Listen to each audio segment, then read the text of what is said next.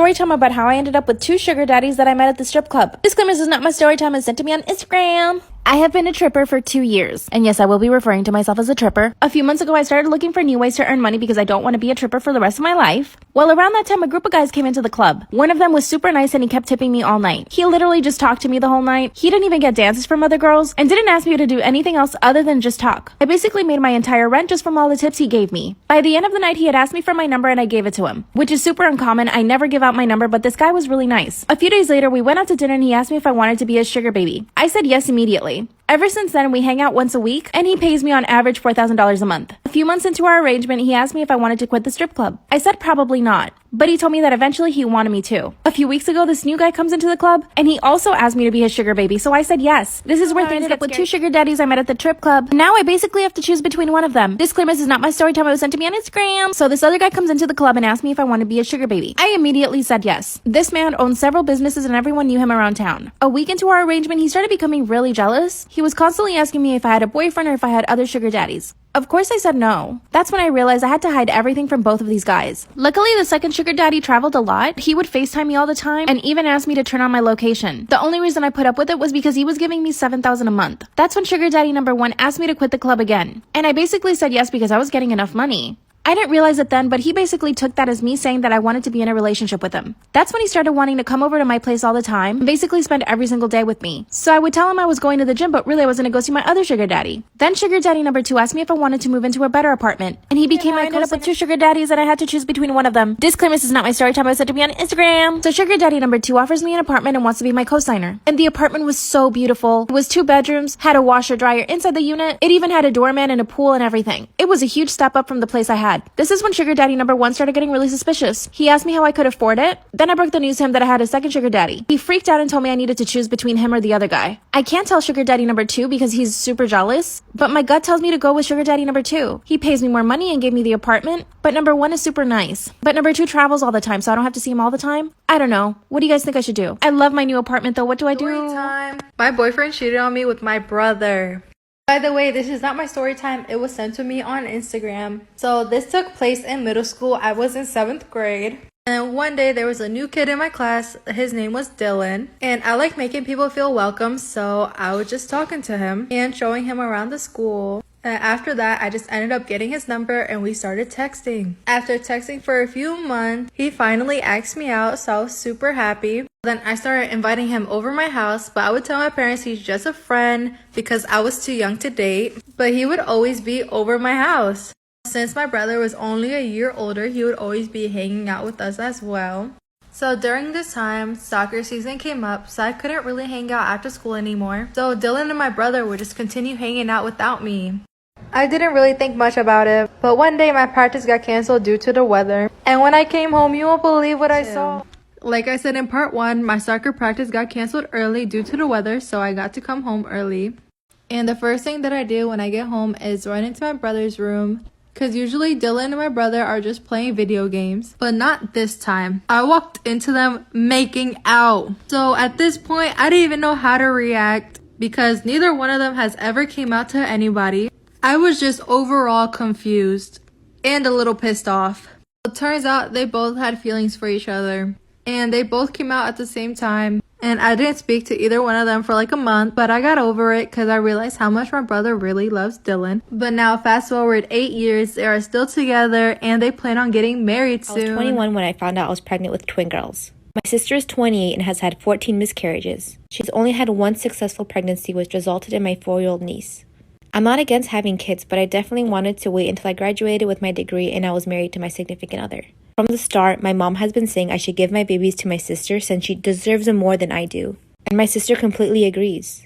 I told them hell no, and my mom calls me a selfish bitch. Throughout my pregnancy, my sister has been begging me to give her at least 1 baby since I'm having 2. The last time I saw her, we were having lunch and she started babbling about keeping one of my babies, so I paid for my meal and left and haven't seen any of them since then. After I have my girls, I log on to Facebook to hundreds of threatening messages from my family and friends about how I stole my sister's babies and ruined her life.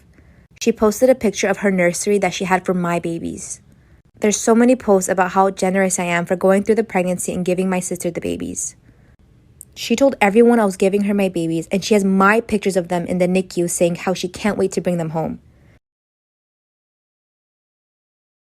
Story time about how I found out my roommate put cameras all over our apartment and was spying on me. Disclaimer, this is not my story time. It was sent to me on Instagram. I've been living with my roommate for 2 months now. She says she's a model, but she does a lot of other stuff. But like, if you look at her Instagram, she's a straight up model. Oh yeah, she's also trying to be an actress. Needless to say, she struggles with paying the rent. Me, on the other hand, I work in finance and I have no problem paying rent. In fact, I helped her pay for our deposit. I help her with groceries every month, so basically I treat her really well. Her and I have been friends for about 4 years now, but we were never really best friends. And to be honest with you guys, I really didn't know her very well when we moved in together. Because of COVID, I've been working from home and it's been amazing. My roommate is never home. Also, she has a lot of friends, so she's always out. Last week, she came home and installed some speakers into our living room and our kitchen. I didn't think anything about it. I was just like, okay, cool. She asked me if I wanted one for my room and I told her I'd let her know. Later on that day, I see a freaking speaker in my room. 2 days ago, I had a boy over in my house. He asked me why I had cameras all over my place. Part 2 is how I found out my roommate put cameras all over our apartment and was spying on me. Disclaimer, this is not my story time. It was sent to me on Instagram. But one day, I have a boy over and we're watching Netflix. That's when he starts looking around my apartment and asks me why I have cameras installed. I was like, what cameras? He's like, all those speaker things are cameras, don't you know that? That's when I nearly had a panic attack. He grabbed them, opened them up, and showed me the camera that was inside. Like I said, my roommate told me they were speakers and she even offered to put one in my room, which she did. That's when he told me that my roommate has been spying on me and recording everything I've been doing while I've been home alone. He then suggested we go into her room and see if she had one in there. We walk into her room and start searching. That's when I get a message from my roommate. It's a picture of me and the guy in her bedroom. And she started saying that I was stealing from her room and that she was going to take legal action. Of course, being smarter than her, I know I'm not breaking any laws. When I told her that she had been recording me the whole time and that I was the one that was going to take legal action, she told me she was sending the cops over. That's when my friend opens her laptop and finds all the videos she had recorded of me. Guess what? She had been uploading them to a website where people were paying to watch me.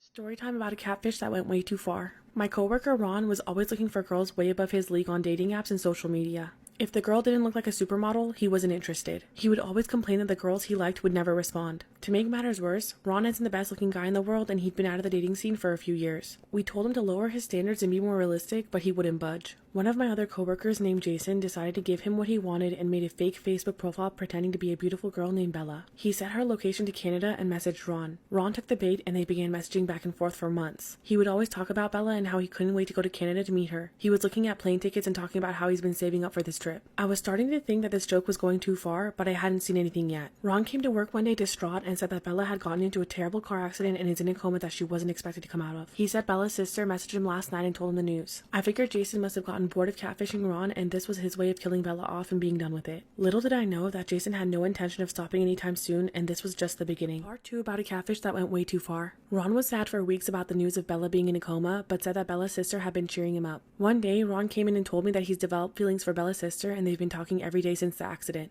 I couldn't believe that Jason was still catfishing this man, now as a whole new character. Ron was happy again and falling for Bella's sister and was now talking about going to Canada to visit her instead. About a month later, Ron came into work frazzled. He explained to me that Bella had miraculously come out of her coma, which was great, but he had since moved forward with her sister. He said that Bella found out they had been talking every day while she was in a coma. He further explained that the sisters are now fighting over him and he doesn't know what to do. Just then, Ron looked at his phone and turned as pale as a ghost. Bella's sister made a public post on Facebook with Ron tagged that read, "You think your boyfriend is so good? Look what he sent me when you were in a coma," with private photos of Ron attached. This whole thing had already gone too far, but this was just taking it to another level. I finally spilled the beans and told him that it was Jason from electronics the whole time. Ron ran over there enraged and confronted Jason. They ended up fighting in the parking lot that same day, but somehow they're still friends and laugh about it now.